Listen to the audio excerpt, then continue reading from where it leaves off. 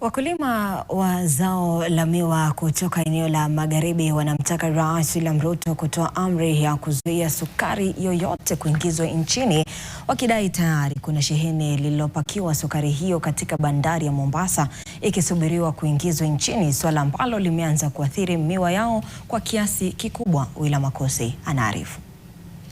Wakizungumza kaunti ya Kakamega, wakulima hao wanasema ni jambo la kushangaza wao kupanda miwa kwa wingi, haswa baada ya serikali kuwapunguzia bei ya mbolea na hata kupewa ahadi kuwa miwa yao itavunwa kwa wakati, na tayari imeanza kuharibikia shambani kwa kucheleweshwa kukatwa, wakidai inatokana na sukari mingi ambayo imeanza kuingizwa kwa soko humu nchini. Serikali tulikuanga na sukari ya kutengenezwa na factories kama Mumias na Nzoia, ilikuwa regulated na Sugar Board, na sukari ilikuwa inatembea vizuri, walikuwa wanatetea mkulima. Lakini wakiweka sugar free, kila mtu afanye Kenya naona, wataangusha viwanda zote za Kenya. Komesa inachukua sukari kutoka nje, sukari mingi inaleta kwa nchi. Na inapoleta kwa nchi, sisi wakulima miwa yetu inachelewa kukatwa kwa sababu sukari iko mingi kwa soko. Serikali ifunge mpaka wa sukari kuingia Kenya.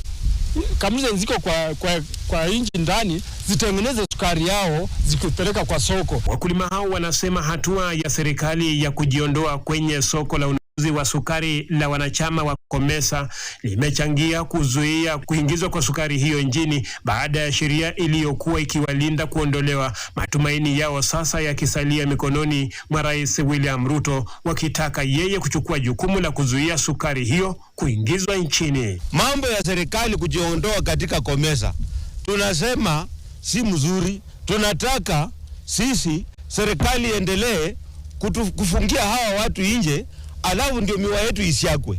KCC haina mkokoro, kahawa haina mkokoro, miwa ndio iko na shida. Hata wakikata miwa inakaa kwa shamba siku 3 siku 2 bila kupepwa. Wakulima wa miwa wa Kenya mahali wamefikia, wameanza kunyanyaswa na president anaangalia tu. Hiyo ndio malilio yetu kama wakulima wa miwa. Wanataka Rais William Ruto kuhakikisha kuwa ametimiza ahadi ambayo aliweza toa akiwa eneo hili ya kuhakikisha kuwa wakulima wanatoa sukari hapa nchini na kuuza nje, na mbali si kutoa sukari nje ikirejea hapa nchini. William Makosi, NTV, Kakamega.